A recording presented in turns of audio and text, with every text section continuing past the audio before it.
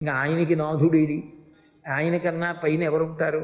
అందుకే తనలో తానే రమిస్తూ ఉంటాడు ఎప్పుడు. అది శివతత్వం.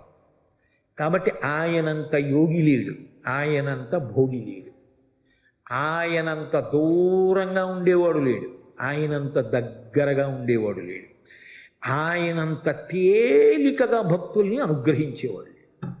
ఎందుకని? మనసెరిగి చిరునవ్వుతో ఇచ్చేస్తాడు. కలియుగ ప్రారంభంలో అడిగారట, కలి యొక్క ఉద్ధతి ఎక్కువగా ఉంటుంది కదా, చాలా పాపకర్మలు చెయ్యాలన్న అనురక్తి ఉంటుంది తప్ప పుణ్యకర్మలు చెయ్యాలనేటటువంటి ఉత్సాహం ఉండదు కదా స్వామి, అందుకని మేము తేలికగా తరించడానికి మాకు ఏదైనా మార్గం చెప్పరా అని అడిగారు. అడిగితే ఆయన అన్నాడు, మీకు అందరికీ మోక్షం కావాలని కదా తాపత్రయం, సరే నేను ఒక మాట చెప్తాను చెయ్యండి అన్నాడు. దర్శనాత్ అభ్రతసి, చిదంబరంలో ఎలా దర్శనం చేయాలో అలా చేయండి, మోక్షం ఇచ్చేస్తానన్నాడు.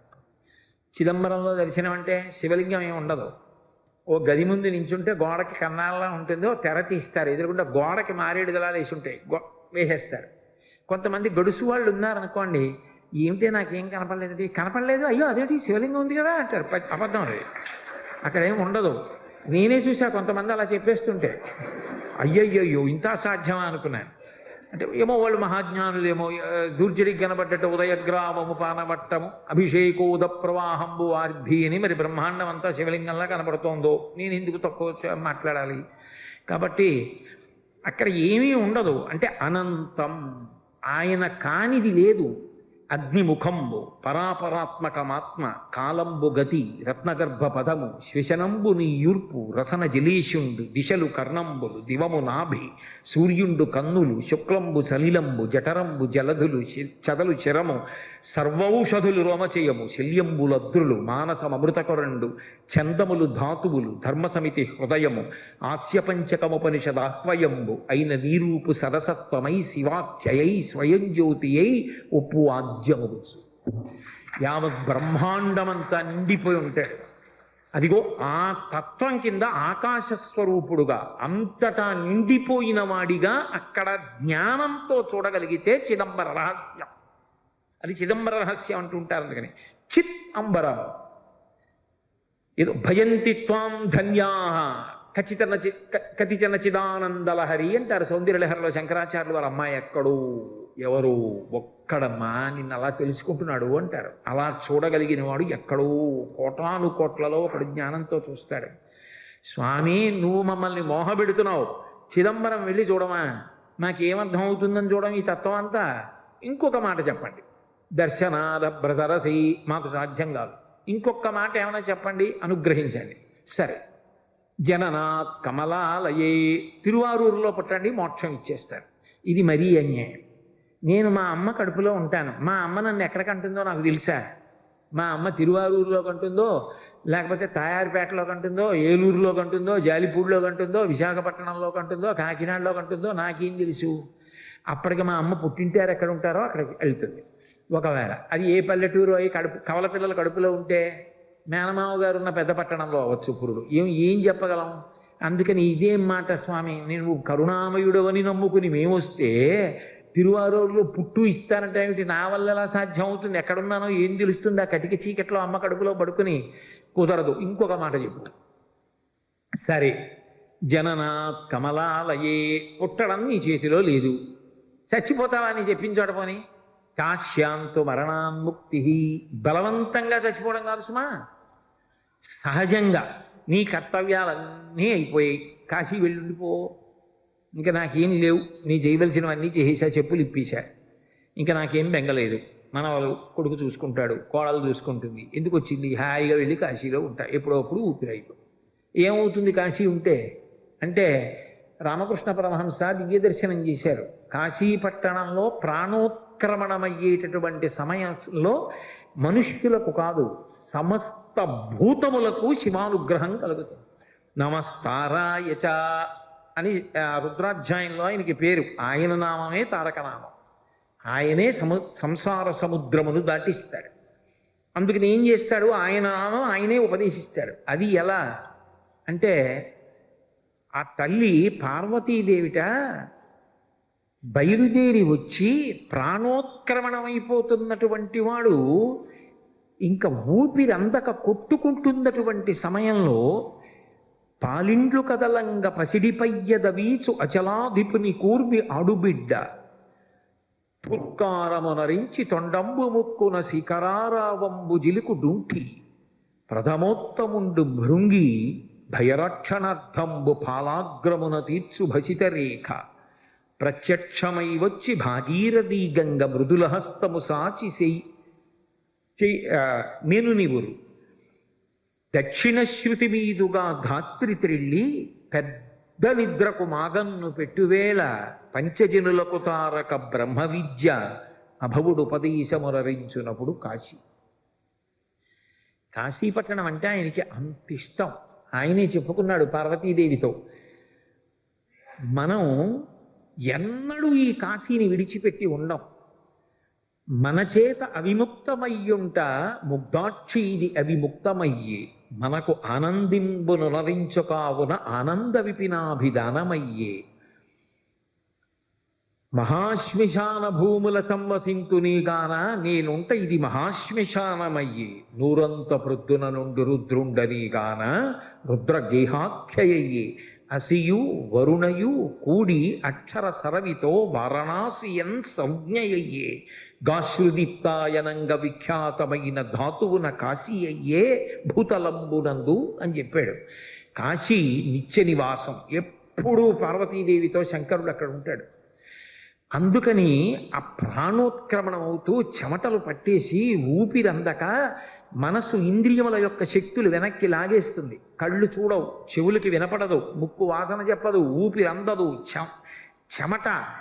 కొడుకేదో అంటూ ఉంటాడు, వినపడదు, పడుకోబెట్టేస్తుంటారు చాప మీద, బయట పడుకోబెట్టండి అంటారు, అదొక భయం. అటువంటి సమయంలో తులసి నీళ్లు పోస్తాడు, గుటక పడదు, ఎదురుగుండా భటులు. అంతటి భయంకర వేళ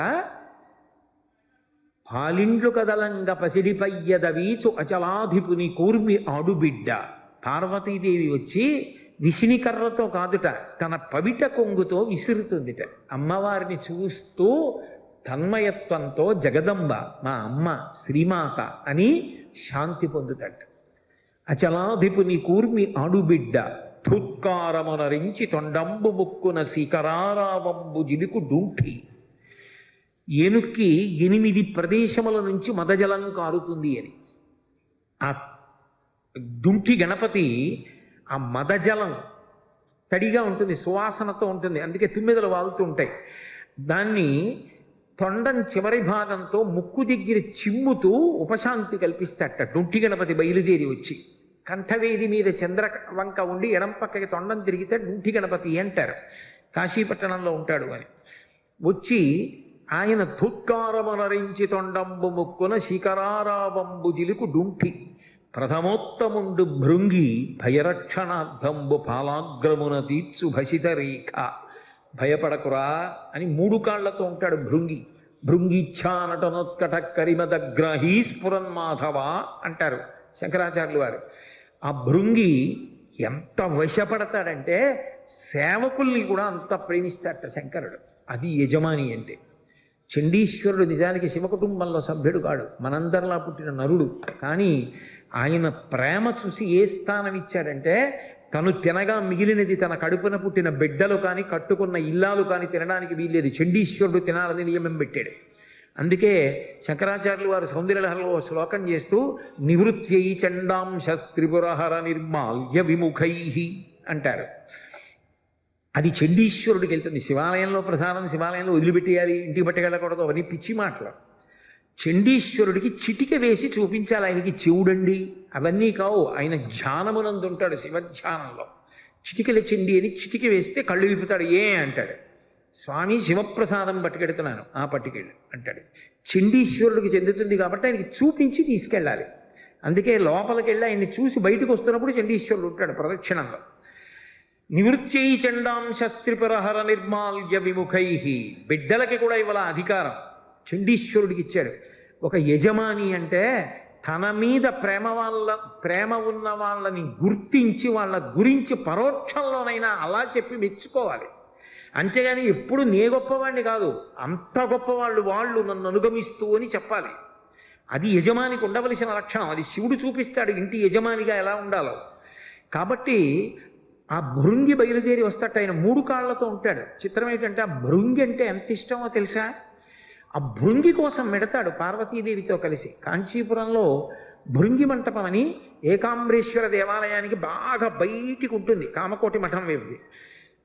పర్వదినాల్లో పల్లకీలో అమ్మవారితో కలిసి సుగంధ కుంతలాంబతో కలిసి ఆ భృంగి మంటపానికి వస్తాడు. వచ్చి భృంగికి దర్శనమిచ్చి లోపలికెడతాడు. విద్యాశంకర దేవాలయంలో శృంగేరిలో గోడ మీద ఉంటాడు భృంగి చెక్కబడి. 3 కాళ్లతో ఉంటాడు భృంగీశ్వరుడు ఒక్కడే.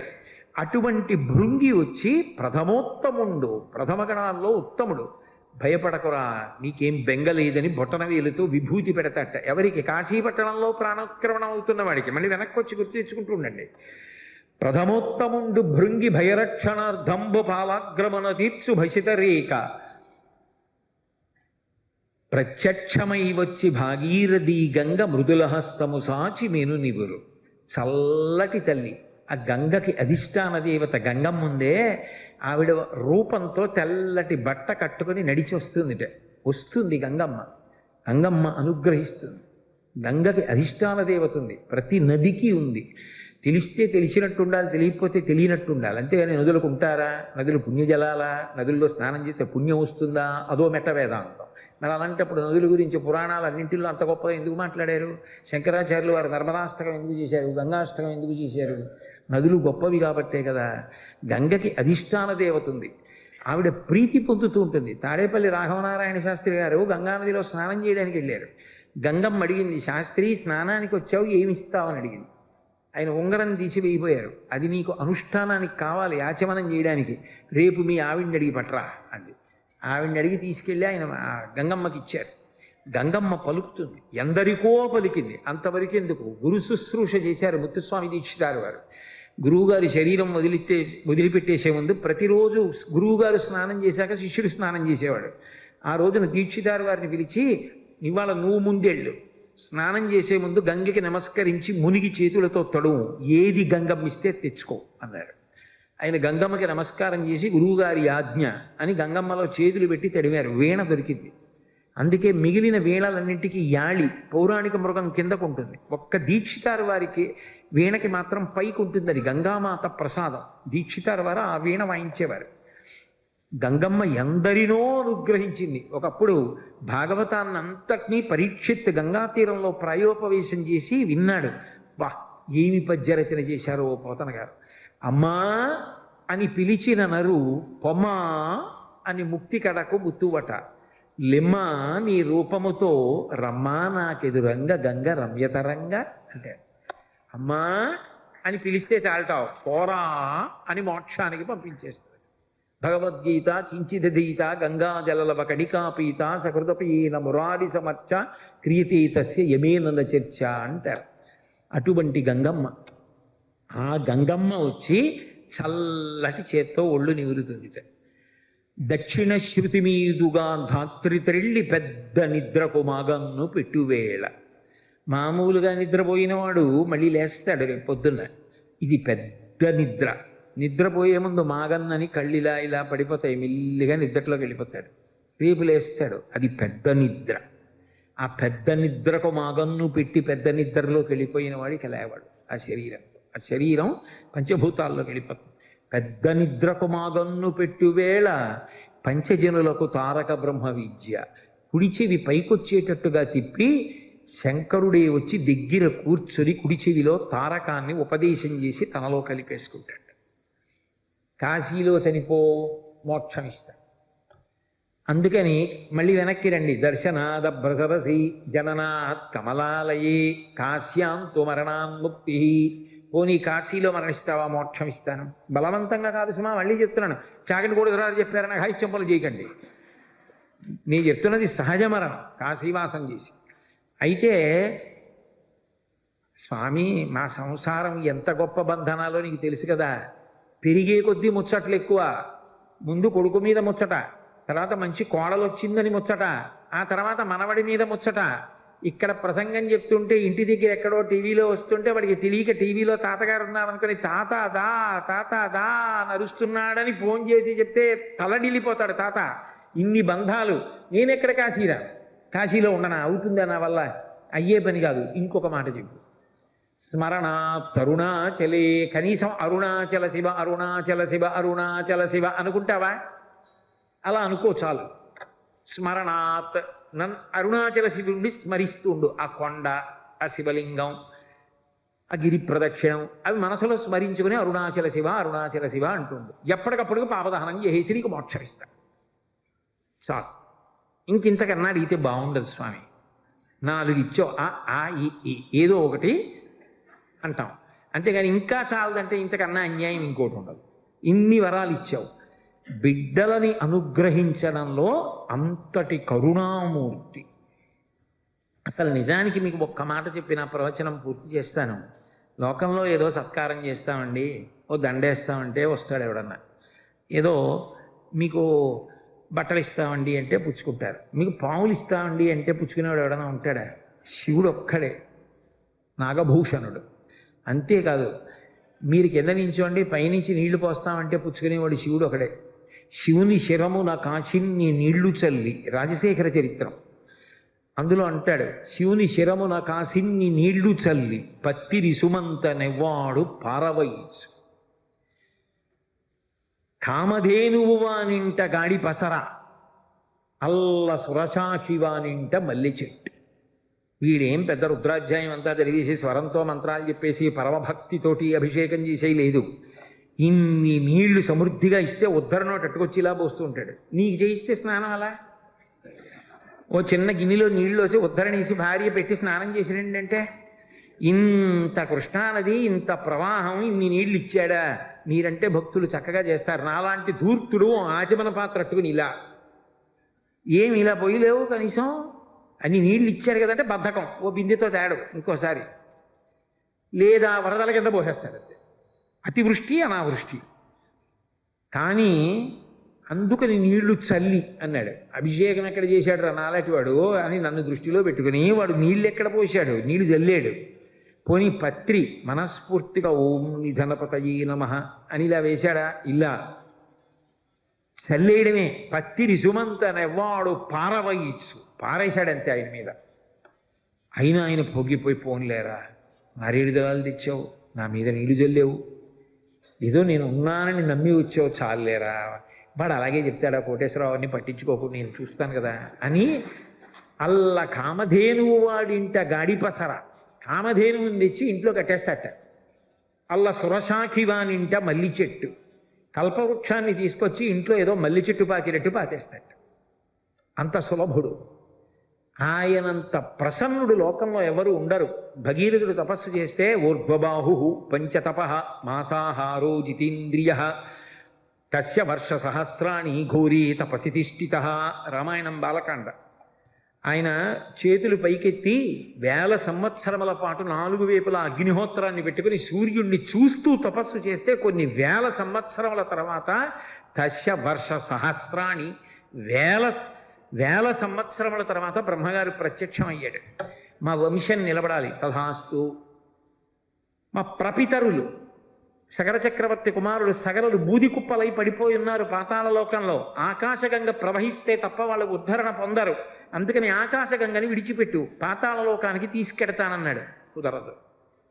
గంగాయా పతనం రాజన్ పృథివీన సహిష్యతి తాం వై ధారయితుం వీరనాంద్యం పశ్యామి శూలినః. ఆకాశగంగ పైనుంచి భూమి మీద పడితే తట్టుకోదు భూమి. భూమికి ఆ శక్తి లేదు, ఆ ధార తట్టుకోగలిగిన స్థితి ఉండదు, దెబ్బతింటుంది భూమి. భూమి ఎవరిది? కపిలాన్ రూపమాస్తాయాధారయత్ ప్రణిత అనిశం ధరాం. కపిల మహర్షి రూపంలో విష్ణువుది, శివుడిది పృథ్వీలింగం. నేనేవండి? శంకరుణ్ణి అడుగు, శంకరుణ్ణి నేను శాసించలేను, ఆయన ఒక్కడే పట్టగలడు గంగ పడుతుంటే. వీరనాంద్యం పశ్యామి శూలినః. అన్యులెవరూ పట్టుకోలేరు, ఒక్క శివుడికే చెల్లి. ఆయన్ని ప్రార్థన చేయి, ఆయన పట్టుకుంటానంటే నీ ఇష్టం అన్నాడు. మళ్ళీ శివుడి గురించి తపస్సు చేశాడు. చిత్రం ఏంటంటే ఇంత పెద్ద తపస్సు అక్కర్లేకపోయింది.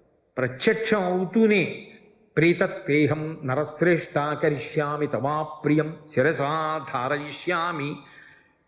నేను వచ్చి ఆ గంగమ్మని పట్టుకుంటాను పద అని వచ్చి హిమవత్ పర్వతంలో నిలబడి కాళ్ళు రెండు దూరంగా పెట్టి పాండురంగంలాగా నడుం మీద రెండు చేతులు వేసి ఆకాశం వంక చూస్తూ వదిలిపెట్టమన్నాడు గంగని.